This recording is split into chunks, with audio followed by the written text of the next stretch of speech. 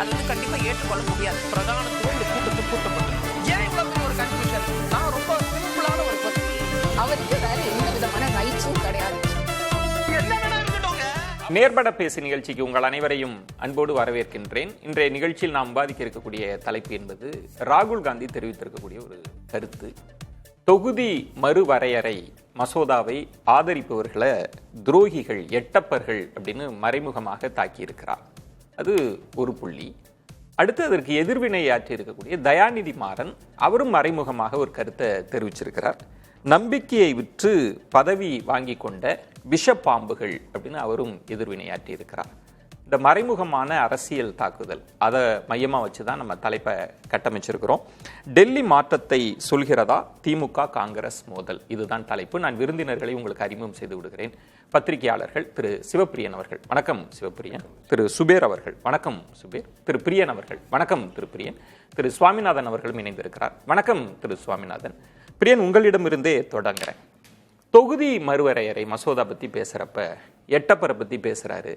இதை ஆதரிப்பவர்கள் துரோகிகள் அப்படின்னு ராகுல் பேசுகிறார்ல, அது யாரை சொல்கிறாருதான் நினைக்கிறீங்க? பெயர் சொல்லலை, ஆனால் யாரை சொல்ல வர்றாரு? அது அதாவது கடந்த சட்டமன்ற தேர்தலுக்கு அப்புறம் நடந்த விஷயங்கள்லேருந்து தான் நம்ம இதை பார்க்க வேண்டியிருக்கு. ஆக்சுவலாக அதுக்கப்புறம் காங்கிரஸ் தாவேக்காவை ஆதரிக்கிறதுக்கு போயிட்டாங்க. அது ஐயுஎம்எலோ இவர் விசிகாவோ எல்லாருமே ஸ்டாலின்கிட்ட போய் சொல்லிட்டு போனாங்க. ஒன்றுமே சொல்லாமல் கொள்ளாமல் அவங்க போயிட்டு அதிகாரத்துக்கு போயிட்டாங்க அப்படின்றது திமுகவுக்கு ஒரு பெரிய வருத்தமான ஒரு விஷயம். அதுலேருந்தே காங்கிரஸுக்கும் திமுகவுக்குமான ஒரு தேர்தலுக்கு முன்னாடியே அந்த கூட்டணி சரியில்லை, ஜெல் ஆகலைன்றது முக்கியமான விஷயம். தேர்தலுக்கு அப்புறம் அவங்க சொல்லாமல் கொள்ளாமல் போனது ஒரு விஷயம். ராகுல் காந்தி இங்கே பிரச்சாரம் பண்ணல தேர்தலுக்கு முன்னாடின்றது ஒரு விஷயம். அப்புறம் டக்குன்னு அவங்க போய் அங்கே அதிகாரத்தில் பங்கு பெற்ற உடனே இவங்க க்ளீனாக என்ன பண்ணிட்டாங்க, லோக்சபா சபாநாயகருக்கு லெட்டர் ஆகிட்டாங்க, எங்களை தனியாக உட்கார வைங்க, நாங்கள் யூபிஏல இல்லைன்ற மாதிரி காங்கிரஸ் பக்கத்தில் உட்கார வைக்காதீங்கன்ட்டாங்க. அப்புறம் தனியாக உட்காந்தாங்க.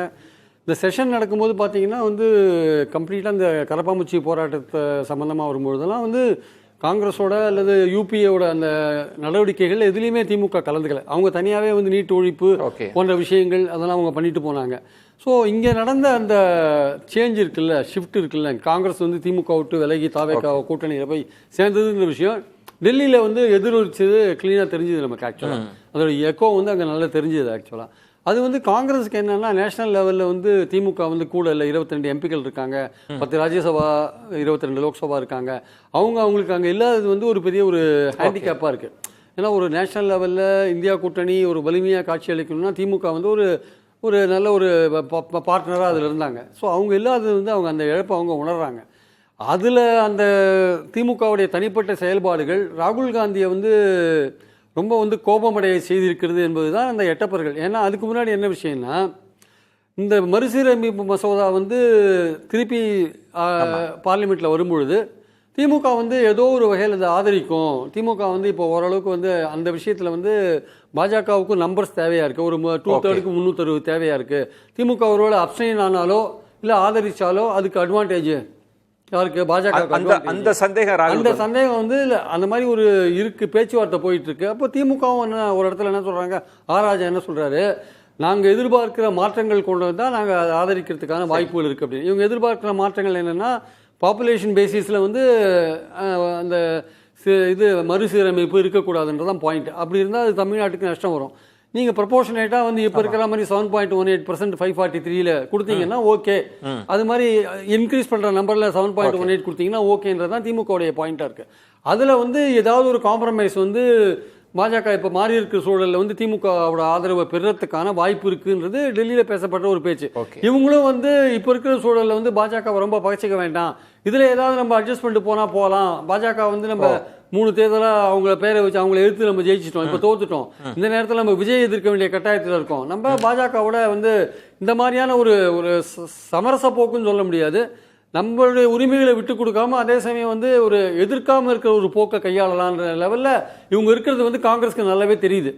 அதனாலதான் மறுபடியும் அவங்க என்ன சொல்றாங்க, மறுசீரமைப்பு மசோதா எப்படி திமுக இந்தியா கூட்டணி எப்படி முன்பு எடுத்த நிலையில மாற மாட்டாங்கன்னு நம்புறாங்க. ஆனால் இப்ப மாறி இருக்கிற சூழல்ல திமுக காங்கிரஸ் துரோகின்ற இடத்துக்கு விமர்சிச்சுட்டு போறாரு. துரோகிகள் இதை ஆதரிச்சீங்கன்னா நீங்க துரோகிகள்னு பேசுறது கிட்டத்தட்ட திமுகவை பாஜக சைடு தள்ளி ஒரு விமர்சனத்தை தொடர மாதிரி இருக்கு. ஏன்னா அதுக்கு தான் எதிர்வினை. தயாநிதி மாறன் என்ன சொல்றாரு, நம்பிக்கையை விட்டு நீங்க எல்லாம் பதவியை வாங்கினீங்க, நீங்க என்னென்ன செஞ்சீங்கன்னா அவரு ஒரு பட்டியல் போறாரு, இதெல்லாம் நீங்க கண்டிச்சிங்களா அப்படின்னா என்ன இப்ப டெல்லி அரசியல் மாறுதா? டெல்லி அரசியல் மாறுற சூழல்ல தான் அங்கே இருக்குது ஆக்சுவலாக வந்து. அதாவது இப்போ திமுகவுடைய அந்த காங்கிரஸ் எடுத்த ஸ்டாண்டுனால திமுகவுடைய ஸ்டாண்டு மாறுது ஆக்சுவலாக.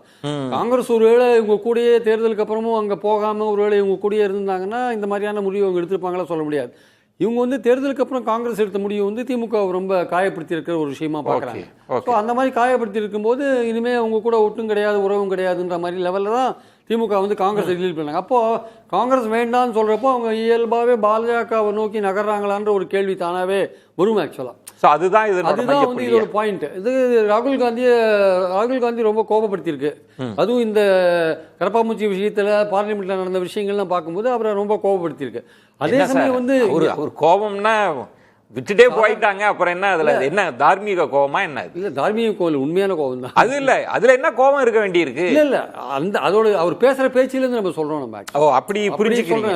ரெண்டாவது தயாநிதி மாறன் ரியாக்ட் பண்ணது கரெக்ட் தான். நீங்க தமிழ்நாட்டுக்கு வந்து நீங்க காவிரி தண்ணீர் வந்து கர்நாடகாவில் கொடுக்காத இருக்கும் போது அதை வந்து அவர் சொல்லிட்டு போறாருல்ல, பதவி வாங்கினது ஒரு பக்கம். இது வந்து தமிழ்நாட்டுடைய உரிமையை பத்தி பேசாத நீங்க போயிருக்கீங்கல்ல, காவேரி விஷயத்துல தமிழ்நாட்டுக்கு தண்ணி கொடுக்காத இருக்கு கர்நாடகா, அதை பத்தி ஒண்ணுமே பேசாத நீங்க போயிருந்தீங்கன்னா அது கிட்டத்தட்ட காங்கிரஸ் வர்சஸ் திமுகன்றது டெல்லி அரசியலுக்குன்னு ஒரு மறைமுக தாக்குதலுக்கு இப்ப வந்திருக்காங்க. தாக்குதல் வந்திருக்குல்ல, அது அடுத்து நகருன்றீங்களா? தற்போதைய அரசியல் அதுதான். ஃபியூச்சர்ல என்ன மாறும்னு சொல்ல முடியாது. இன்னைக்கு தேதியில வந்து நீ காங்கிரஸ் இருக்கிற பக்கம் திரும்புற மாதிரி திமுக இல்ல, திமுக வந்து பாஜக பக்கம் நகருதுன்னு காங்கிரஸ் வந்து தீர்மானிச்சிட்டாங்க.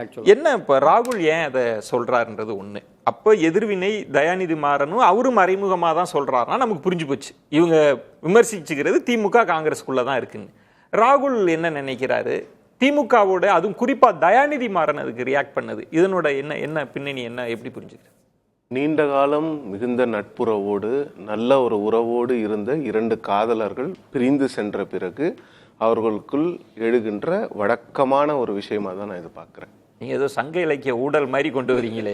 இது ஊழல் தான், அரசியல் ரீதியா கடும் துரோகின்றார் சார், விஷப்பாம்புன்றார் சார். அதுதான் விஜயன். முதல்ல இதனுடைய ஆரம்ப புள்ளி பிரியன் சார் ஒரு பேக்ரவுண்ட் கொடுத்த மாதிரி நான் ஒரு பேக்ரவுண்ட் கொடுக்குறேன். இதுதான் அதற்கு காரணம். என்னன்னா இவங்க என்ன நினைச்சாங்க, காங்கிரஸ்ல நம்ம வந்து தாவேக்காவோட போய் ஆட்சி அமைப்போம், பாஜகவை எதிர்க்கிறோங்கிற ஒற்றை புள்ளியில நாம எல்லாரையும் கொண்டு போய் அங்க சேர்த்து, ஏன்னா திருமாவளவன் அவர்களிடமும் லெஃப்ட் பொலிட்டிக்கல் பார்ட்டிஸோட லீடர்ஸ் கிட்ட மல்லிகார்ஜுன கர்கே அவர்கள் பேசினது எல்லாருக்குமே தெரியும். நீங்க தாவேக்காவுக்கு சப்போர்ட் பண்ணுங்க, ஜனநாயகம் காக்கப்பட வேண்டும் தமிழ்நாட்டில் அப்படின்னு சொன்ன பிறகு எல்லாரும் ஒன்றிணைந்தாங்க. ஸோ காங்கிரஸ் என்ன நினைச்சாங்கன்னா டிஎம்கே வந்து நம்மளோடவே இருப்பாங்க, நம்மளோட ஒரு நல்ல உறவுல இல்லைன்னா கூட இந்தியா அலையன்ஸை விட்டு அவங்க வெளியில போக மாட்டாங்க அப்படிங்கிற ஒரு ராங் கால்குலேஷன் காங்கிரஸ் போட்டுட்டாங்க. ஆனால் திமுக மறுநாளே, அதாவது புதன்கிழமை மே 6ஆம் தேதி காங்கிரஸ் அனௌன்ஸ் பண்றாங்க இந்த மாதிரி நாங்கள் தாவேக்காவுக்கு போறோம்னு. 7ஆம் தேதியே கனிமொழி அவர்கள் கடிதம் எழுதுகிறார் லோக்சபா ஸ்பீக்கருக்கு, எங்களுக்கு இருக்கை தனியாக கொடுங்க. இதெல்லாம் காங்கிரஸ் எதிர்பார்க்காத விஷயங்கள். அதன் பிறகு இந்தியா அலையன்ஸ் மீட்டிங்கை வந்து காங்கிரஸ் புறக்கணிக்கும் பொழுதுதான் காங்கிரஸுக்கு புரியுது, இந்தியா அலையன்ஸ் மீட்டிங்கை டிஎம்கே புறக்கணிக்கும் பொழுது காங்கிரஸுக்கு புரியுது. அதன் பிறகு பாத்தீங்கன்னா ராகுல் காந்தி அவர்களுடைய பிறந்த நாளுக்கு மு.க. ஸ்டாலின் அவர்கள் வாழ்த்து தெரிவிச்சிருந்தார். ரொம்ப சிம்பிளான வாழ்த்து, உங்களுக்கு பிறந்தநாள் வாழ்த்துக்கள், நீண்ட ஆயுளோடு இருங்கள் அப்படின்னு. அதற்கு பதிலளித்த ராகுல் காந்தி அவர்கள் வந்து ஒரு சாதாரண தேங்க்யூவோட விடாம ஒரு நீண்ட நெடிய ஒரு ஸ்டேட்மெண்ட், டெமோக்ராட்டிக் வேல்யூஸ் இருக்கு, நாம 2 பேரும் ஒன்னு சேர்ந்து போராடுவோம், அது எதுக்குன்னா நீங்க பாராளுமன்றத்தில் எங்க கூட இருக்கணும் அப்படின்ற ஒரு மெசேஜ். அந்த மெசேஜை திமுக ஏற்றுக்கொள்ளவில்லை. ஸோ திமுக வந்து நாடாளுமன்றத்தில் தனியான ஒரு ஸ்ட்ராட்டஜியை, இதற்கு முன்னால் 2026 மே வெஸ்ட் பெங்கால்ல திரிணாமுல் காங்கிரஸ் தோக்குறதுக்கு முன்னால அவங்க என்ன ஸ்ட்ராட்டஜி பண்ணிட்டு இருந்தாங்களோ பார்லிமெண்ட்ல, அந்த ஸ்ட்ராட்டஜி இப்ப திமுக பண்றாங்க. ஆப்போசிஷன் பார்ட்டிஸ்ல இருந்து விலகி வந்து இவங்க தனியா ஒரு போராட்டம் பண்ணும்போது காங்கிரஸுக்கு வந்து அது வந்து கஷ்டமாகுது. அந்த கஷ்டத்துல ஒரு பாயிண்ட் பாருங்க. இப்ப வந்தே மாதரம் விஷயம் வரப்ப ஆராசா செய்தியாளர்களை சந்திக்கிறார், அதி தீவிரமான எதிர்ப்பு அவங்க காட்டுறாங்க, மற்றவர்களோட அவங்க எதிர்த்து காட்டுறாங்க. ஆனா ராகுல் இப்போ காங்கிரஸ் அல்லாத கூட்டணியில நாங்க இருக்க போறோம், அது ஒரு ஸ்டாண்ட். ஆனா ராகுல் பேசுவது ஏதோ அவர் பாஜக இந்த தொகுதி மறுவரை ஆதரிப்பது போலவும் பாஜகவோடு உறவு இருப்பது போல ராகுல் சொல்றாருல, அங்க என்ன அவர் வாண்டடா சொல்றாரா, தப்பு கணக்கு போறாரா? அதை எப்படி புரிஞ்சுக்கிறது? தப்பு கணக்கு இல்ல, அவங்க போயிட போறாங்கன்ற பயத்துல வரக்கூடிய வார்த்தைகள் அது. அதை வந்து உங்களை வந்து ஒரு இதுல கொண்டு போய் நிறுத்துறது. நீங்க இப்படி பண்ணிட்டீங்கன்னா உங்களை நாங்க இப்படி சொல்லிடுவோம், மக்கள் உங்களை இப்படி பாத்துருவாங்க, உங்களை வந்து தமிழ்நாட்டுக்கு கடும் எதிர்ப்பு இல்ல வந்தே மாதத்துக்கு கடும் எதிர்ப்பு தெரிவிச்சிருக்கிறாங்க விஜய். நான் இல்லைன்னு சொல்ல. இப்ப திமுகவில் பிரியன் சார் சொன்ன மாதிரி ஒரு நிலை மாறுபடுமோ? ஏன்னா திருச்சி சிவா அவர்கள் வந்து ஆல் பார்ட்டி மீட்டிங் முடிச்சு சொல்லும் போது கூட டிராஃப்ட் வரட்டும், டீலிமிட்டேஷன் பில்லோட டிராஃப்ட் வரட்டும், நாங்க பார்த்துட்டு சொல்றோம் நாங்க. ஆனா ஏப்ரல்ல கடுமையா எதிர்த்தாங்க.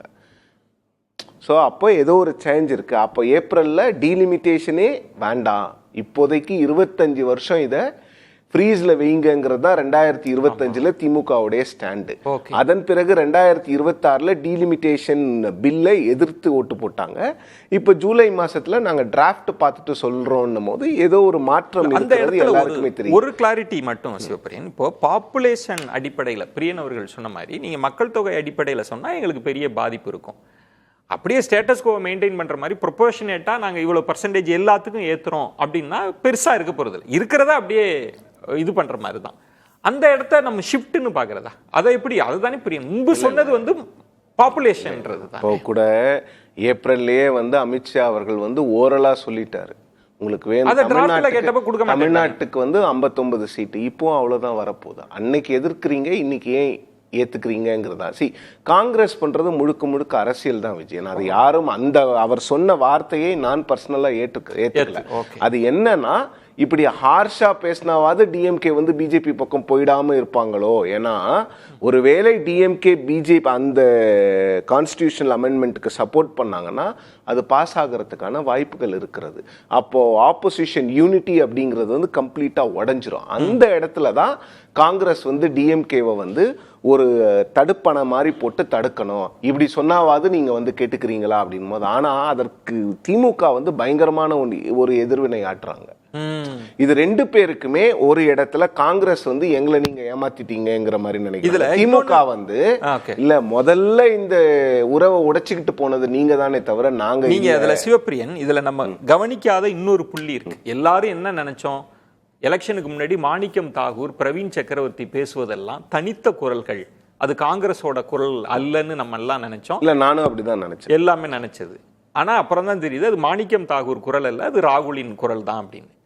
அந்த தேர்தலுக்கு முன்பாகவே மாணிக்கம் தாகூர் எதிர்வினை ஆற்றப்ப 2 விஷயம் கிட்டத்தட்ட 3 பேட்டிகளில் சொல்றார். பாராளுமன்றத்தில் யார் அண்டர் டீலிங் போட்டாங்கன்னு நாங்கள் சொல்லட்டுமா, பாஜகவோடு யார் உறவுல இருந்ததுன்னு சொல்லட்டுமான்லாம் பேசினார்ல. இப்போ ராகுலுக்கு முன்பே அந்த சந்தேகம் இருந்ததா? அப்படி புரிஞ்சுக்கலாமா அதை? இல்ல, ஏன்னா மாணிக்கம் தாகூர் தேர்தலுக்கு முன்பே அவர் சொன்னார் அது வந்து அரசியலுக்காக சொல்லப்பட்டதாக இருக்கலாம். அப்ப என்னன்னு வந்துச்சுன்னா, அந்த பிப்ரவரியில நடந்த செஷன்ல வந்து அப்போ வந்து திமுக காங்கிரஸ் உறவுல வந்து ஒரு விரிசல் ஏற்கனவே ஏற்பட்டு விட்டது. அதனால வந்து திமுக நாடாளுமன்ற உறுப்பினர்கள்லாம் திரு மாணிக்கம் தாகூர் அவர்கள் போன்றவர்கள் சஸ்பெண்ட் செய்யப்பட்ட போது அவங்க சப்போர்ட் பண்ணலங்கிற எண்ணம் காங்கிரஸ்ல பொதுவாகவே இருந்தது. அதெல்லாம் தாண்டி இப்ப நடக்கிறது வந்து இது வந்து முழுக்க முழுக்க அரசியல் தான். இதை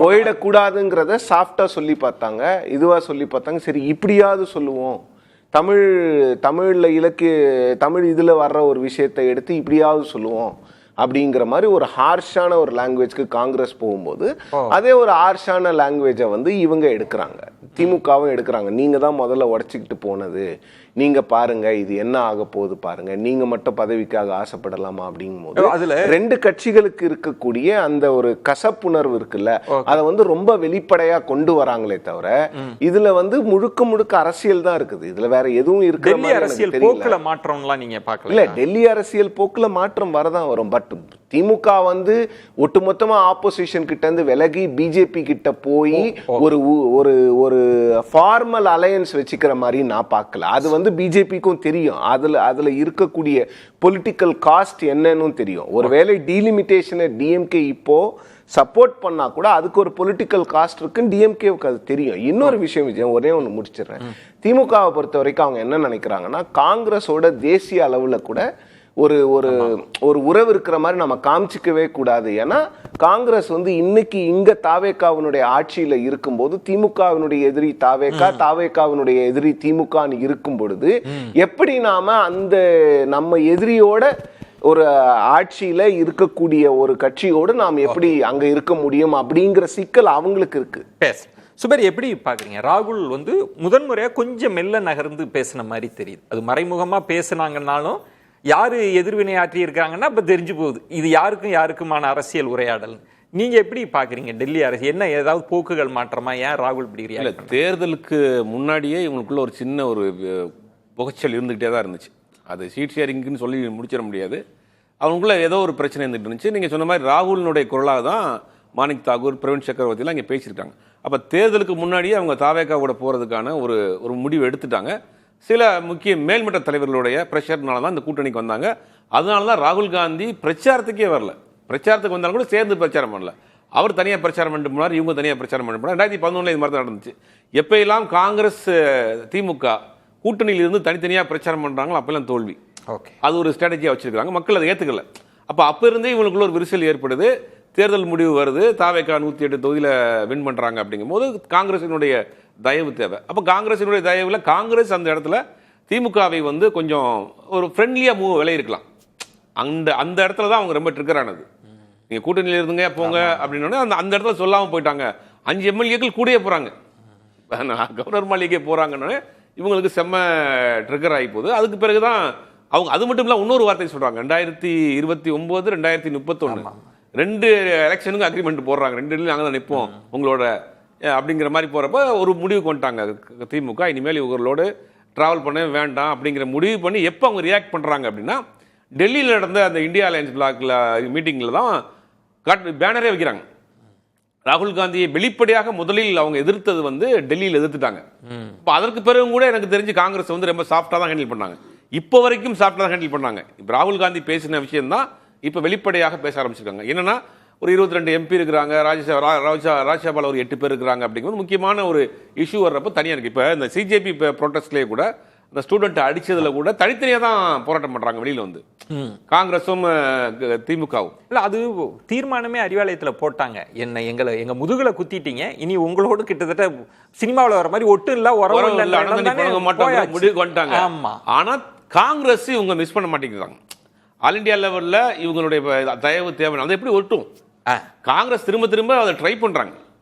ட்ரை பண்ணி ஒரு கட்டத்துக்கு மேல முடியாத பட்சத்தில் தான் இன்னைக்கு எட்டப்படுங்கிற வார்த்தையை பேசி அந்த இடம் சுபேர் ஒரு இடம் பார்த்தீங்கன்னா காங்கிரஸ்ல இப்போ ராகுல் பேசுறதுக்கு முன்னாடியே KS அழகிரி பேசுற நேர்காணல்லையே அவங்க வாஜ்பாய் அவர்களோடு போனவங்க தானே, ஏன் மோடியை கூட நல்லவர்னு சொல்லிட்டு போகக்கூடியவர்கள் அப்படின்னு அவர் பேசுறார். கார்த்திக் சிதம்பரம் என்ன சொல்றாங்க, அதுக்கு முன்பு இந்த அலைன்ஸ் இருக்கணும்னு சொன்ன அவர் வந்து பிஜேபி வந்து ஆசை காட்டுது 29 வந்து ஒரே தேர்தல் ஒரே நாடு தேர்தல், அதுக்கு வந்து திமுக இணங்கி போயிடக்கூடாதுன்னு காங்கிரஸ் தரப்புல இருந்து ஒரு சந்தேகத்தையோ அல்லது ஒரு விமர்சனத்தையோ கொடுத்துக்கிட்டே இருக்காங்களே பிஜேபி திமுக. அது ஏன்? இது பிஜேபி திமுக அவங்கான ஒரு சாஃப்ட் ஹேண்டில் பண்றாங்க. அது நம்ம வந்து மறுக்கவும் முடியாது. இப்போ என்னன்னா உடனே ஜாமீன் கிடைக்குது, சில விஷயங்கள்லாம் உடனே நடக்குது. அப்படிங்கும் போது ஒரு சாஃப்டா வந்து பாஜக டிஎம்கே அலையன்ஸ்ங்கிறது ஒரு டீலிங் போகுது. என்ன பிரியன் சார் சிரிக்கிறீங்க? என்ன ஜாமீன் கிடைக்குது நேரம் யோசிக்கிறேன். இல்ல சார், அது டெல்லி அளவுக்கு போயிடுச்சுன்னா அப்புறம் எங்க போயிருக்கோம் 2 பேரும் எங்க இருக்காங்கன்னு பாக்குறேன். அது சீக்கிரம் தெரிஞ்சிடும், கொஞ்ச நாள்ல தெரிஞ்சிடாது.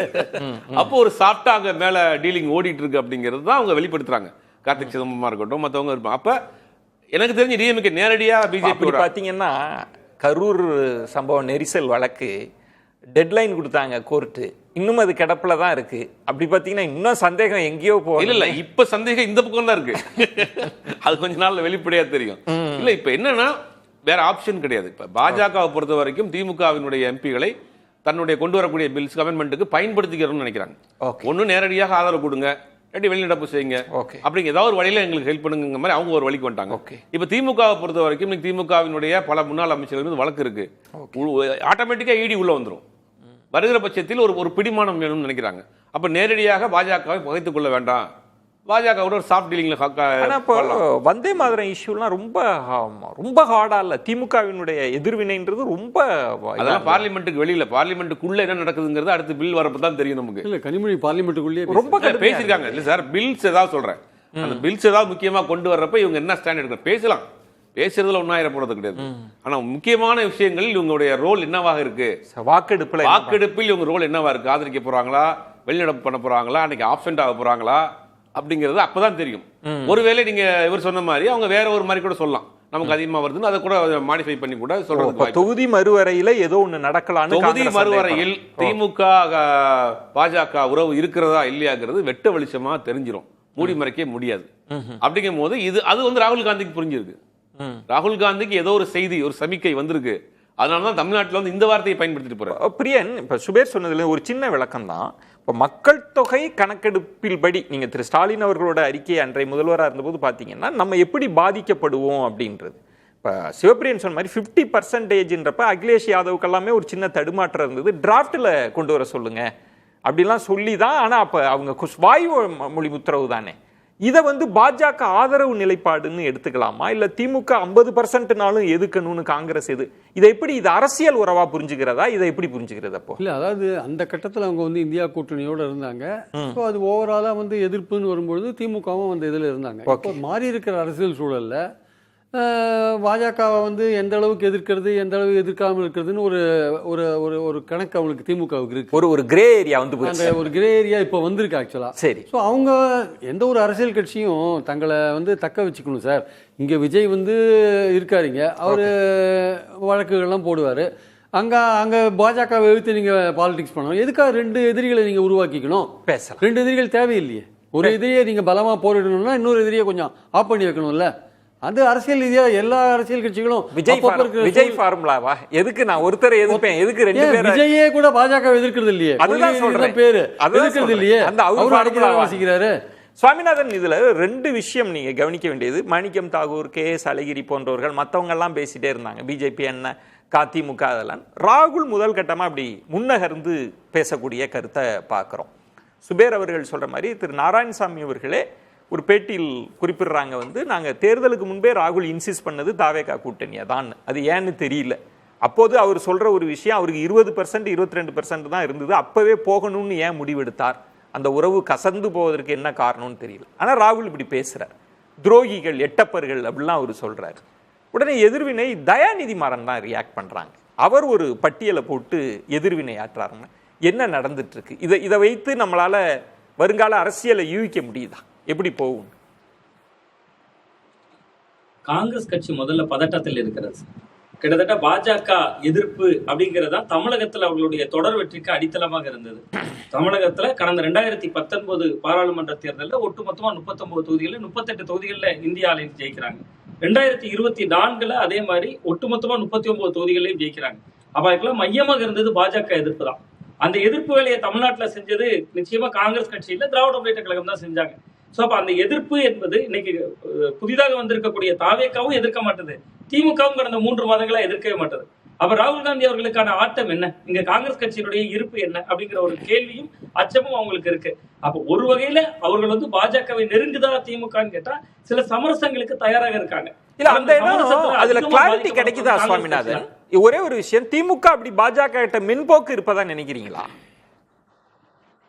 அவங்க நீட்டோ வந்தே மாதரம் இஷ்யூவோ அதுல ஏதாவது மென்போக்கா போற மாதிரி தெரியுதுன்னு நினைக்கிறீங்களா? சார், நீட் விவகாரமாக இருக்கலாம், எல்லா விஷயத்திலையுமே இப்ப பாராளுமன்றத்தில் பேசுறாங்க வந்தே மாதரம் போன்ற விஷயங்கள்ல. கடந்த கால திமுகவினுடைய அணுகுமுறை எப்படி இருந்தது சார்? ஓரணியில் தமிழ்நாடு வெர்சஸ் டெல்லி, தமிழ்நாட்டை தலைகுனிய விட மாட்டேன். அதிமுக எதிரியே இல்லை அவர்களுக்கு. பலவீனமாக இருந்தாலும் அதிமுக தான் எங்களுக்கு எதிர்கட்சின்னு உதயநிதி ஸ்டாலின் அவர்கள் தேர்தலுக்கு 4 மாதங்களுக்கு முன்பு போகிற போக்குல சொல்லிட்டு போனார். களத்தை கடைசி வரை கட்டமைத்தது பாஜக எதிர்ப்பு அரசியல் தான். அப்ப அந்த 3 மாதங்கள்ல பாஜகவுக்கு எதிரான போராட்டங்கள் ஒரு பக்கம் விட்டுறலாம். நீட் எதிர்ப்பு, நீட் மோசடி எதிர்ப்பு அப்படிங்கிற விவகாரத்துல அகில இந்திய அளவுல மாணவர்கள் பெரிய போராட்டத்தை ஜந்தர் மந்தர்ல ஏற்படுத்திட்டு இருக்காங்க. தமிழ்நாட்டுல அமைப்பு ரீதியாக திமுக செயல்படக்கூடிய மாவட்டங்கள்ல ஒவ்வொரு மாவட்ட தலைநகர்லயும் பழைய திமுக மாணவர் அணி சார்பில் ஒரு போராட்டம் பண்ணிருப்பாங்களே, அது பண்ணவே இல்லையே. சரி, இன்னைக்கு தஞ்சாவூர்ல ஒரு பெரிய ஆர்ப்பாட்டம் நடக்குது, ஒரு பெரிய அளவுல உதயநிதி ஸ்டாலின் அவர்கள் பேசுறாரு. தாவேக்கா அரசினுடைய தவறு அப்படிங்கறத சுட்டி காட்டுறாங்க. மத்திய அரசு கூட பாராமுகம் காட்டுது, அவர்கள் பேச்சுவார்த்தை நடத்தி இருக்கணும், அவர்கள் தான் இதுக்கு பொறுப்புள்ளவர்கள். பாஜக அரசை கடுமையான கூர்மையான விமர்சனங்களோ அறிக்கைகளோ அந்த விஷயத்துல கூட வரமாட்டுது. அப்ப பாஜகவிடம் அவர்கள் அனுசரணையாக போறாங்கன்னு நான் பாக்குறேன். அது கூட்டணி என்கிற இடம் நோக்கி இப்போதைக்கு நகர்ந்து விடாது. ஏன்னா இன்னைக்கு தஞ்சாவூர் நீங்க சொல்ற ஒரு முக்கியமான பாயிண்ட், நீங்க சொல்ற ஒரு முக்கியமான பாயிண்ட், கூட்டணிக்கு போவாங்களான்னு தெரியல, ஆனா ஒரு ஒரு அனுசரணையான தொனி இருக்கிறதா சொல்றீங்க. இப்ப திரு உதயநிதி என்ன சொன்னாங்கன்னா, தேர்தல் முடிவுகளுக்கு பிறகு நம்ம இல்லாத எதிரிட்ட நம்ம சண்டை போட்டுட்டு இருந்துட்டோம், களத்துல இல்லாதவர்களோடு நம்ம சண்டை போட்டுட்டோம் அப்படின்னு. இப்ப தாவேக்கா 35% இறங்கி இருக்கிறாங்க, ரூலிங் பார்ட்டியா இருக்கிறப்ப அவங்களையே நம்ம தேவையில்லாம நமக்கு டார்கெட் தாவேக்கா தான் ஒரு காய் நகர்த்துறப்ப அதையே நம்ம பாஜகவோடு மென்போக்கு, பாஜகவோடு கூட்டணி அப்படி அந்த அளவுக்கு புரிஞ்சுக்க வாய்ப்பு இருக்கு. அப்படி புரிஞ்சுக்கணுமா? இல்ல சார், அதாவது களத்தில் இல்லாதவர்கள்னு சொன்ன விஜய் அவர்கள் ஒரு தொகுதியோடு நிறுத்திவிட்டார். பாஜகவுக்கு ஒரே ஒரு தொகுதி தான் ஜெயித்திருக்கிறது. களத்தில் இல்லாதவர்கள் பாஜகவை கூர்மையாக எதிர்த்த திராவிட முன்னேற்ற கழகம் 59-57 தொகுதிகளில் 59 தொகுதிகளில் அவர்களும் சுருண்டுட்டாங்க. அப்ப பாஜக எதிர்ப்பு என்பதை விஜய் அரசியல் நீர்த்து போக செய்து விட்டது. அந்த இடம் தான் காங்கிரஸுக்கே சிக்கல். அதனாலதான் அதை ஆக்டிவ் ஆக்கணும்னு நினைக்கிறார். ஒருவேளை விஜய் அவர்கள் இந்த பக்கம் எதிர்க்க மாட்டாரு, திமுகவும் எதிர்க்காம இருந்துருச்சுன்னா காங்கிரஸ்கான அரசியலே இல்லையேங்க தமிழ்நாட்டுல. நீங்க தாவேக்காவால் தயவால் 2 அமைச்சர்கள் கிடைச்சிட்டாங்க. காங்கிரஸ் கட்சி வளரணும்னா தமிழ்நாட்டுல என்ன வாய்ப்பு இருக்கு? இன்னொரு தேசிய கட்சியோட தான் மோதணும். அது திமுகவோட மோதி எப்படி வளரும்? அப்ப இங்க பாஜக எதிர்ப்பு அரசியலும் உயிரோட்டமா இருக்கணும். அது திமுகவுக்கு பலனும் கொடுக்க கூடாது. தாவேக்காவோட சேர்ந்து தாங்கள் கட்சி வெற்றி பெற்றணும். இதுதான் ஒரு நல்ல வியூகத்தை வகுக்கிறாங்கன்றீங்க சுவாமிநாதன். நீங்க நல்ல வியூகத்தை வகுக்கணும்னு, பாஜக எதிர்ப்பை உயிரோட்டமா வச்சுக்கணும்னா தாவேக்கா கூட்டணியில தானே இருக்கிறாங்க. நீங்க அறிக்கை கொடுங்க, மேகதாட்டு விவகாரத்துல மத்திய அரசை கண்டிக்கிறோம்னு கொடுங்க. அது மாதிரி தாவேக்காட்ட அழுத்தம் கொடுக்கலாமே. ஏன் இவங்க திமுகவை எதிர்பார்க்கிறாங்க? இல்ல, தாவேக்கா அதற்கு எந்த சூழலையும் தயாராக இல்லாத கட்சி என்பதை காங்கிரஸ் முதல்ல மதிப்பீடு செய்து விட்டு தான் கூட்டணிக்குள்ள போயிருக்காங்க. அதுக்கு ஒரு சின்ன உதாரணம் சார், 29, 31 எல்லாவற்றுக்கும் உடன்பாடு போட்டாங்க, கூட்டணி உடன்பாடு. ஆனா தாவேக்கா இந்தியா கூட்டணி கூட்டத்திலே பங்கேற்கலையே. அப்ப அந்த இடமும் அவர்களுக்கு ஒரு சிக்கல் நிறைந்த பல சிக்கல்கள் இருக்கு காங்கிரஸ் கட்சிக்கு. அவர்கள் இந்தியா கூட்டணி கூட்டத்திலையும் பங்கேற்கல. எந்த சூழலையும் காங்கிரஸோடு அவர்கள் ஒரு ஐக்கியம், அமைச்சரவையில் பங்கு, அவ்வளவுதான். இன்னைக்கு சார் அரசு வழக்கறிஞர்கள் நியமனம் பண்ணாங்க தமிழகம் முழுவதும். ஒரு இடத்துல கூட காங்கிரஸ் கட்சியினர் ஆகவே இல்லையே. நீங்க அரசு வழக்கறிஞர்கள்ல பிபியாவோ ஜிபியாவோ ஒரு காங்கிரஸ் கட்சியினர் தமிழகம் முழுவதும் 1-2 பேர் கூட ஆகல. காங்கிரஸ் கட்சியினுடைய வழக்கறிஞர் பிரிவு இதை கண்டிக்குது. அப்ப அந்த அளவுக்கு தானே அவர்கள் கூட்டணியினுடைய அந்த எல்கை இருக்கு. ராகுல் காந்தி அவர்களை பொறுத்தவரை திமுக பிஜேபி எதிர்த்து கொண்டே இருந்தால் தமிழ்நாட்டுல வாக்கரசியல்ல லாபம் காங்கிரஸ் கட்சிக்கு. அவர்கள் தாவேக்காவோடு சேர்ந்து கொண்டு அப்படியே அவர்கள் அந்த வெற்றியை லகுவாக பெற்று விடலாம். இப்ப அந்த இடமும் அவர்களுக்கு ஆபத்தா இருக்கு. இன்னொன்று மறுசீரமைப்பு, தொகுதி மறுவரையறை, இது போன்ற விஷயங்களை பாஜகவோடு அனுசரணையாக திமுக இயங்கி விட்டால் அகில இந்திய அளவிலேயே இன்னைக்கு ரொம்ப ஆளுநர் விவகாரத்துல உச்சநீதிமன்றத்தில் போய் வழக்கப்பட்டது திராவிட முன்னேற்ற கழகம். பல விஷயங்களை திமுக தான் பொதுவெளியில அகில இந்திய அளவுல லீட் பண்ணாங்க. சோ அந்த இடமும் அவர்களுக்கு ஒரு சறுக்கல் ஆயிரும். இந்தியா கூட்டணி கூட்டத்துக்கு போனாலும் மற்ற கட்சிகள் கேட்கறாங்க, நீங்க ஏன் இப்படி பண்றீங்க சார்? எட்டப்பன் வரலாறு, கட்டபொம்மன் வரலாறு ராகுல் காந்தி அவர்களுக்கு தெரிஞ்சிருக்கும். கட்டபொம்மன் அவர்களை காட்டி கொடுத்த எட்டப்பன் வரலாறு நிச்சயமா ராகுல் காந்தி அவர்களுக்கு தெரிந்திருக்காது, இவர் தான் காட்டி கொடுத்தாருன்னு. அப்ப இங்க இருக்கக்கூடிய ஏற்கனவே யூக முகத்தவர்கள் தான் அவருக்கு அந்த ஸ்கிரிப்டையும் கொடுத்திருக்கணும். அப்ப அவர்களுக்குள்ள ஒரு அரசியல் கணக்கு இருக்கு. ராகுல் காந்தி இன்னொன்னு எட்டப்பன் துரோகியான்னு இன்னொரு வரலாற்று சர்ச்சை போயிட்டு இருக்கு. அது வேற தனியா நடந்துகிட்டு இருக்கு, அது வேற விவகாரம் அது. அப்ப நீங்க சொல்வது திமுக அதை செய்யணும், அதான் எதிர்பார்ப்பு இருக்கு. எங்க திமுக போயிடக்கூடாதோன்னு நினைக்கிறதா சொல்றீங்க சுபேர்? திமுக அப்படி இப்போ எல்லாருமே பேசுற இடம், அப்படி ஒன்றும் கூட்டணிக்கு போயிருவாங்களான்றதான் இப்போ சிவப்பிரியனா அதான் கேட்கிறார், சுவாமிநாதன் சொல்றார். ஆனால் காங்கிரஸுக்கு அப்படி ஒரு பதட்டம் இருக்கா, போயிருமோ அப்படின்ற? நேரடி உறவாக இருந்தால் பதட்டம் இருக்காது, மறைமுகமாக உறவாக இருந்தால் தான் பதட்டம். இப்போ திமுகவுக்கு தேவையில்லை. இப்போ உடனே தேர்தல் வரப்போறது கிடையாது. வரப்போறது உள்ளாட்சி தேர்தல், பை எலெக்ஷன் தான். இப்போ உடனே காங்கிரஸ் பாஜகவோட அவங்க கூட்டணி வைக்க வேண்டிய அவசியம் கிடையாது. அப்போ என்னன்னா இப்போ நமக்கு பாஜகவால் ஒரு சில விஷயங்கள் நடக்கணும், இது பற்றி தாவேக்காவில் வரக்கூடிய ஆபத்துகளை காப்பாற்றி விடணும் அப்படிங்கிற ஒரு பிடிமானத்தில் இருக்கிறாங்க. ஓப்பனாக சொல்லணும், அதான் நடக்க போகுது. அப்போ நேரடியாக பாஜக கூட்டணிக்கு அவங்க போக மாட்டாங்க, இப்போதைக்கு போக மாட்டாங்க, இப்போ தேவையும் இல்லை. அப்போ இந்த மாதிரியான பாஜகவோட ஒரு நட்புறவுல நீடிப்பாங்க. ஆனால் தேர்தல் நேரம் வருகிற பொழுது தான் அது கூட்டணியாக மாறுமாங்கிறது தெரியும். ஸோ இப்போதைக்கு ஒரு மென்போக்கு இருக்கும், மென்போக்கு தான் ஒழிய நேரடியான கூட்டணியா இருக்கு. இப்போ இங்க இஷ்யூ என்னன்னா விஜயன், திமுக கிட்ட இருக்கிற 22 லோக்சபா எம்பியும் ராஜ்யசபால இருக்கிற 8 பேரும் தான். அவங்க இல்லைன்னா காங்கிரஸ் இது போன்ற விஷயங்களை காங்கிரஸ்ல எந்த கட்சியும் பேசாது. அவங்க தான் இன்னைக்கு அங்க வந்து கீ பீப்புள். அவங்க இப்படி திரும்பினா இங்க பிளஸ், அப்படி திரும்பினா அங்க பிளஸ். அதனால ஒரு கிங் மேக்கர் ரோல் அவங்க பிளே பண்றாங்க அந்த 22 MPs. அதனாலதான் காங்கிரஸ் வந்து அவங்க அந்த பக்கம் போயிடக்கூடாது, பாஜக பக்கம். ஒரே கேள்வி, பிரியன் தொட்டு காட்டின இடம் தான். 22 + 8 கூட்டினா 30 வரும்ன்றது எல்லாருக்கும் தெரிஞ்ச கணக்கு தான். திரு ராகுல் காந்தி நினைத்திருந்தா எல்லாரையும் மாதிரி அறிவாலயத்துக்கு அனுப்பி ரொம்ப நன்றிங்க, நீங்க எல்லாம் பிரச்சாரம்லாம் பண்ணீங்கலாம் சொல்லிவிட்டு மதசார்பற்ற அணியை ஆதரிக்கிறோம்லாம் ஒரு சுமூக உறவை போயிருக்கலாம்ல. விரும்பாம போனது ராகுல் தானே. இப்ப என்ன 30 கணக்குன்ற விஜயன்? அதுதான் நான் முதல்ல ஆரம்பிக்கிறதே தப்பு பண்ணாங்கன்னா, அவங்க வந்து திமுக பாஜக எதிர்ப்புலயே அப்படியே இருக்கும், அவங்க அப்படியே இருப்பாங்க. நாம இங்க போயிட்டு நாம தாவேக்காவோட ஒரு போஸ்ட் போல் அலையன்ஸ் பண்ணிடுவோம். அதுக்கு ரீசன் என்னன்னா பாஜகவை உள்ள விடாம பண்ணுவோம். ஸோ நாமளும் பாஜகவை எதிர்ப்போம், திமுகவும் பாஜகவை எதிர்க்கும்னு நினைச்சாங்க. இப்ப திமுக எதிர்க்கலன்னு நான் சொல்ல வரல. ஏன்னா இப்போ வரைக்கும் நான் சொல்ற மாதிரி திமுக பாஜகவோடு ஒரு அலையன்ஸ்க்கு போற லெவல்ல எல்லாம் டிஎம்கே இருக்கிற மாதிரி எனக்கு தெரியல. இதுலயே வந்து இவரு சுவாமிநாதன் சுட்டி காட்டின மாதிரி திரு உதயநிதி ஸ்டாலின் அவர்களுடைய பேச்சுகள்ல அவர் அந்த காக்ரோச் ஜனதா பார்ட்டியினோட ப்ரொட்டஸ்ட்ல கூட பாஜகங்கிற பெயரை யூஸ் பண்ணல. அதுல வந்து முதலமைச்சர் விஜய் அவர்களும் பாஜகன்ற பெயரை யூஸ் பண்ணல, உதயநிதி ஸ்டாலின் அவர்களும் பாஜக என்ற பெயரையே 2 பேருமே குறிப்பிட்ட தலைப்பு. இப்ப டெல்லியில் மாற்றமான்றது தமிழக அரசியல்ல என்ன நடக்குது, தமிழக அரசியல்ல இருந்த மாற்றத்தினாலதான் இப்ப டெல்லியில அது வந்து எதிரொலிக்குது விஜயன்.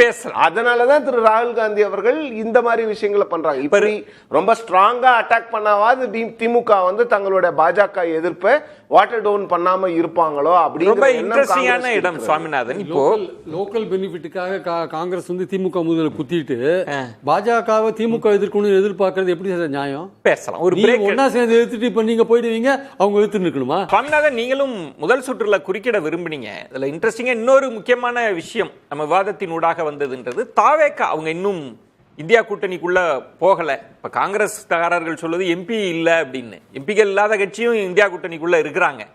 அப்ப தாவேக்காவும் இன்னும் நிலைப்பாடு எடுக்கலன்ற ஒன்றும், திமுக விமர்சன பூர்வமா சொல்ற மாதிரி ஒரு மென்போக்கா இருப்பதும் தான் ராகுலை டிஸ்டர்ப் பண்ணுதா? ஆமா சார், அது ராகுல் காந்தி அவர்கள் அதுதான் ரொம்ப பெரிய லெவல்ல தொந்தரவு பண்ணுது. ஒன்று நாடாளுமன்றத்தில் இருக்கக்கூடிய திமுகவுடைய உறுப்பினர்கள் எண்ணிக்கை.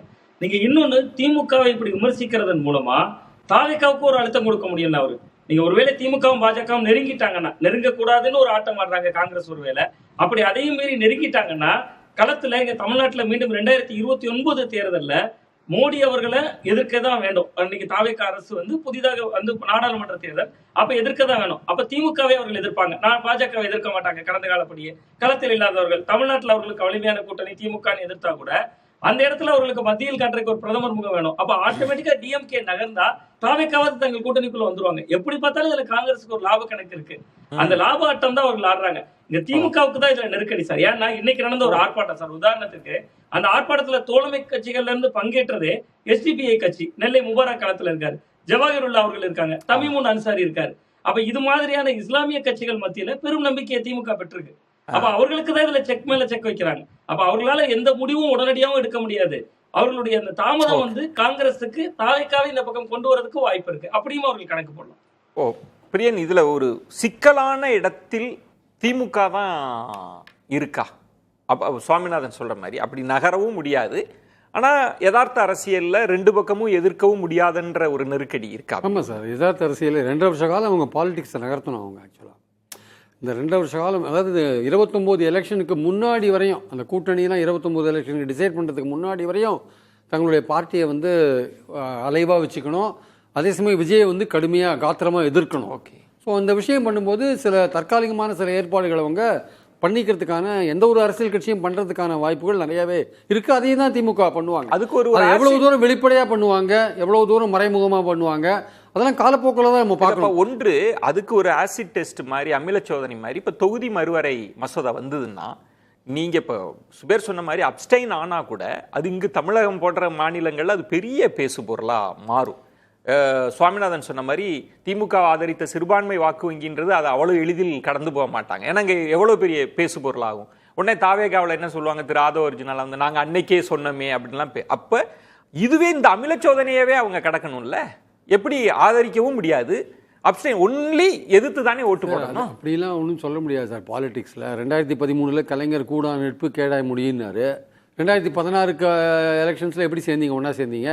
14 எலெக்ஷன் இல்லை, 16 எலெக்ஷன் அசம்பிளி எலெக்ஷனில் காங்கிரஸோட கூட்டணி சேர்ந்தீங்கல்ல. அரசியல் சூழல் சேர்த்து வைக்குது. அந்தந்த சார் ஒரு கட்சியுடைய அரசியல் செயல்பாடுகள், எதிர்கால திட்டங்கள் அல்லது நடப்பரசியலை யதார்த்தமாக டீல் பண்ணுற விஷயங்கள்லாம் அப்பப்போ இருக்கிற சூழ்நிலைகள்லாம் தீர்மானிக்குது. நீங்கள் வாஜ்பாயோட இருந்தீங்களே, இப்போ நீங்கள் மோடி எதிர்த்தீங்கன்னு கேட்கக்கூடாது. இப்போ மோடி எதிர்க்கிறதுக்கான ஒரு காரணங்கள் தனியாக வச்சிருப்பாங்க. அவர் வந்து RSS அஜெண்டாவை செயல்படுத்துறாரு, அதனால் மாநிலங்கள் உரிமையை பறிக்கிறாரு, கவர்னர் மூலமா தொந்தரவு கொடுக்கிறாரு, ஃபண்ட்ஸ் கொடுக்க மாட்டேன்றாரு, இந்தியை திணிக்கிறாரு, சான்ஸ்கிரிட்டை திணிக்கிறாரு, பல விஷயங்கள் சொல்லுவாங்க அவங்க. அதனால திமுக தற்போது எடுக்கிற நடவடிக்கைகள் என்பது 29 எலெக்ஷன்ஸுக்கு முன்னாடி வரையுமான ஒரு தங்களை வந்து தயார்படுத்திக் கொள்வது அல்லது விஜயை வந்து காத்திரமாக எதிர்ப்பது. இந்த விஷயத்துக்கான ஒரு இதான் அடிப்படையா தான் பார்க்கணுமே தவிர அவங்க போய் பாஜகவோட கூட்டணி அமைச்சிட்டாங்க அந்த மாதிரி எல்லாம் அந்த எல்லைக்கு நம்ம போக வேண்டிய அவசியம் இல்லை. இப்படியே தான் இருக்குமா? ஒரு நீக்கு போக்காதான் நகருமா? 29 பாஜகவோட நேரடியான கூட்டணியை வைப்பதற்கு இப்ப நேரமும் இல்லை, தேவையும் இல்லை. சரி, அப்ப அவங்களுக்கு 29 தான் டார்கெட். 29 வரைக்கும் பிரியன் சார் சொன்ன மாதிரி அப்படியே அந்த பேலன்ஸ் பண்ணிட்டே போவாங்க. மத்திய அரசோட ஒரு சுமூகமான முறவு, தாவேக்காவோட கடுமையான எதிர்ப்பு அப்படிங்கறது ரெண்டையும் பேலன்ஸ் பண்ணிட்டே போவாங்க. இதுதான் நடக்கும். நீங்க அதாவது 99 வாஜ்பாய் கவர்மெண்ட்டுக்கு ஒரு காமன் மினிமம் ப்ரோக்ராம் போட்டு கூட்டணியில் இருக்கிறாங்க. முழுவதுமாக 5 வருஷம் இருந்துட்டு அப்படியே காங்கிரஸ் உடைய கூட்டணிக்கு போனாங்க. அன்னைக்கு சில காரணங்கள் ஒரு டீ பார்ட்டி நடந்துச்சு, அதோட மாத்திட்டாங்க. இப்ப கூட அப்படி நடக்கலாம். 2029 நெருங்குறப்ப அவங்க நேரடியாக பிஜேபி கூட போறாங்களான்னு. ரெண்டாவது ராகுல் வந்து திமுகவை பார்க்கிற பார்வையும் சோனியா காந்தி திமுகவை பார்க்கிற பார்வையும் இருக்கு. தேர்தலுக்கு முன்னாடியே அந்த கூட்டணிக்கான இழுபறி வந்து சோனியா காந்தி தான் ஃபைனல் பண்றாங்க. அப்ப தேர்தலுக்கு முன்னாடியே ராகுலுடைய பார்வைங்கிறது திமுக மேல் வந்து கொஞ்சம் தள்ளி தான் நிற்கிறது. தள்ளிதான். இப்ப சிவப்பிரியன் இதுல இன்னொரு இன்ட்ரெஸ்டிங்கான இது, திமுக என்ன செய்ய போகுதுன்றது பாக்குற மாதிரி திரு ஆளூர் ஷானவாஸ் அவர்கள் சொன்ன விஷயம், அவர் ஒரு பட்டியல் போடுறார். தாவேக்கா என்ன நிலைப்பாடு எடுத்திருக்கு. இப்ப தமிழ்தாய் வாழ்த்து விவகாரமா இருக்கலாம், ஆளுநர் வந்து துணைவேந்தர்கள் நியமனத்தில் போராடி அதை எக்ஸ்க்ளூட் பண்ணால் இப்போ இன்க்ளூட் ஆகியிருக்கிற விஷயமா இருக்கலாம். பல்வேறு விஷயங்களில் நீட்டு எதிர்ப்பு இந்த விஷயத்தில் கூட தாவேக்காட்டையும் ஒரு மென்போக்கு இருக்குன்னு அவர் ஆளூர் ஷானா, அதுவே ஒரு பெரிய விவாத பொருளாக இருக்கு. அப்போ யார் மென்போக்கா இருக்க போறாங்க? இந்த ஆட்டமும் நடந்துகிட்டே இருக்க போகுதா? இப்போ டெல்லி அரசியலில் தாவேக்காவுக்கு எம்பிக்கள் இல்லை, அதனால அவங்களுக்கு தொகுதி மறுவரை பற்றி இஷ்யூ, அந்த எம்பியும் வேண்டான்னு காங்கிரஸ் கொடுத்துட்டாங்க. இப்ப ராகுல் எப்படி ஜட்ஜ் பண்ணுவார்? யாரு பாஜக எதிர்ப்பில் அதி தீவிரமா இருக்க? ஒரு பக்கம் விஜய் இருக்கிறாரு, இன்னொரு பக்கம் திமுக. எப்படி ஜட்ஜ் பண்றதுலாம் ஒண்ணும் இல்ல விஜயன். இதுல அவங்களுக்கு என்ன சாய்ஸா இருக்கு? 2029க்கு விஜய் அவர்களோடு கூட்டணின்னு அனௌன்ஸ் பண்ணிட்டாங்க. மென்போக்கா இருந்தாலும் கூட்டணி தான், கூட்டணின்னு அனௌன்ஸ் பண்ணியாச்சு இல்ல. இந்த பக்கம் வந்து திமுக இவங்களை இன்னும் 2029க்கு 2 பேரும் சேர முடியுமா? ஏன்னா காங்கிரஸ் இப்ப தாவேக்காவினுடைய ஆட்சியில இருக்குது. இதெல்லாம் இந்த கால்குலேஷன்ஸ் எல்லாம் மாறணும்னா பெரிய அளவுல ஏதாவது ஒரு விஷயம் வெடி. அப்படி இல்லைன்னா இந்த கால்குலேஷன்ஸ்லாம் மாறாது. காங்கிரஸை பொறுத்த வரைக்கும் அவங்க ஒரு லாங் டேர்ம் ஸ்ட்ராட்டஜியா நாம இனிமே வளரணும். தாவேக்கா மென்போக்கா இருக்குன்றது காங்கிரஸுக்கு தெரியும், நிச்சயமா தெரியும். தெரிஞ்சுதான் அலோவ் பண்றாங்க. இல்ல வேற வழி இல்ல, போயாச்சு இல்ல. நீங்க என்ன இது மாசத்துக்கு மாசம் மாத்திட்டு இருக்க முடியுமா விஜயன்? அவங்களுக்கு வந்து தெரியுது. சுவாமிநாதன் சொன்ன மாதிரி அந்த பிஜேபி எதிர்ப்புன்ற விஷயத்தை மீறி திமுக போகாது, பிஜேபி எதிர்ப்பிலேயே திமுக இருப்பாங்கன்னு நினைச்சாங்க. இப்போவும் அப்படிதான் இருக்கிறதா திமுக வந்து நம்ம திமுகவினுடைய செயல்பாடுகள் நாடாளுமன்றத்தில் பார்க்கும்போது அப்படிதான் இருக்குது. வந்தே மாதரம் போன்ற விஷயங்கள் எல்லாம் ரொம்ப தீவிரமா எதிர்க்கிறாங்க. ஆனா டீலிமிட்டேஷன்ல ஒருவேளை இது வந்து இவங்களோட கன்சர்ன்ஸை அட்ரஸ் பண்ணிட்டா ஒருவேளை வந்து திமுக போய் சப்போர்ட் பண்ணிடுமோ அப்படிங்கிற பயம் எனக்கு. அதுல தொகுதி மறுவரை தான் அமில சோதனைன்னா திமுக தன்னுடைய கன்சென்சஸ், தன்னுடைய கோரிக்கைகள் வச்சிருக்காங்களா வெளிப்படையா? இது வரைக்கும் எதிர்த்து இருக்கிறாங்க. 50% நாங்க ஏத்துக்கிறோம்ன்ற மாதிரி எதுவும் வெளிப்படையா பேசியிருக்காங்க? சொல்லி டிராஃப்ட் நாங்க பார்த்து தான் சொல்ல முடியும்னு சொல்றதே ஒரு கிளைம் டவுன் தானே விஜயன். ரொம்ப தீவிரமா எதிர்த்துட்டு டீலிமிட்டேஷன் 25 வருஷம் ஃப்ரீஸ் பண்ணுங்க. 3 மாநில முதலமைச்சர்களை அழைத்து மு.க. ஸ்டாலின் அவர்கள் ஒரு தீர்மானம் போட்டாரா இல்லையா? அது வந்து தமிழ்நாடு அரசினுடைய தீர்மானம்.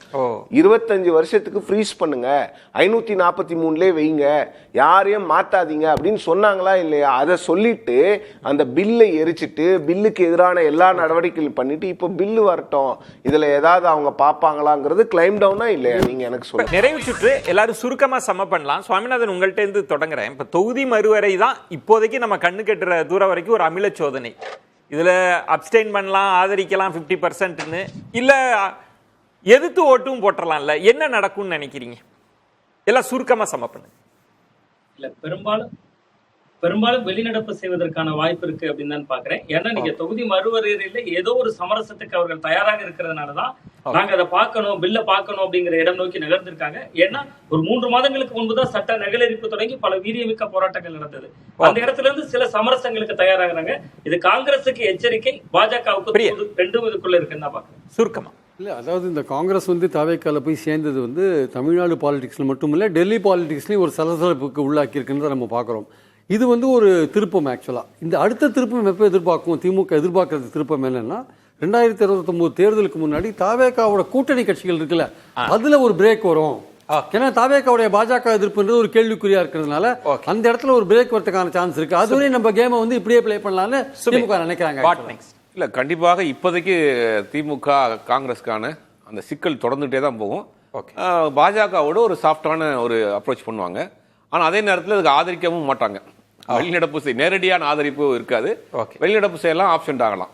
சிவபிரியன், தொகுதி மறுவரை மசோதாவே இந்த கூட்டத்தொடரில் இல்லாம மழைக்கால கூட்டத்தொடரில் கொண்டு வரலாம், மழைக்கால இல்லை குளிர்கால கூட்டத்தொடரில் கொண்டு வரலாமாங்கிற ஆலோசனை நடந்துட்டு இருக்குது. அப்படி ஒருவேளை அது தள்ளி போடப்பட்டால் இந்த சண்டை, இந்த அக்யூசேஷன்ஸ் இதெல்லாம் கொஞ்ச நாளைக்கு தள்ளி போடப்படும். மீண்டும் அது வரும்போது மீண்டும் இந்த பிரச்சனை. அது வரைக்கும் நம்ம மறைமுக அரசியல் தாக்குதல் அறிக்கையை மட்டுமே வச்சு பேசிட்டு இருக்கோம். இதுல மறைமுகம் இருக்கிற மாதிரியே தெரியல, நேரடியாவே வந்து நேரடி தான் இது. பேசலாம். விருந்தினர்களுக்கு என்னுடைய நெஞ்சம் நிறைந்த நன்றிகளை தெரிவித்துக் கொள்கிறேன். மற்றொரு தலைப்புல சந்திக்கலாம். நன்றி, வணக்கம். அது வந்து கண்டிப்பா ஏற்றுக்கொள்ள முடியாது. பிரதானத்துவம் இந்த கூட்டத்துக்கு கூட்டப்பட்டது. ஏன் இவ்வளவு ஒரு கன்ஃபியூஷன்? நான் ரொம்ப சிம்பிளான ஒரு அவருக்கு வேற எந்த விதமான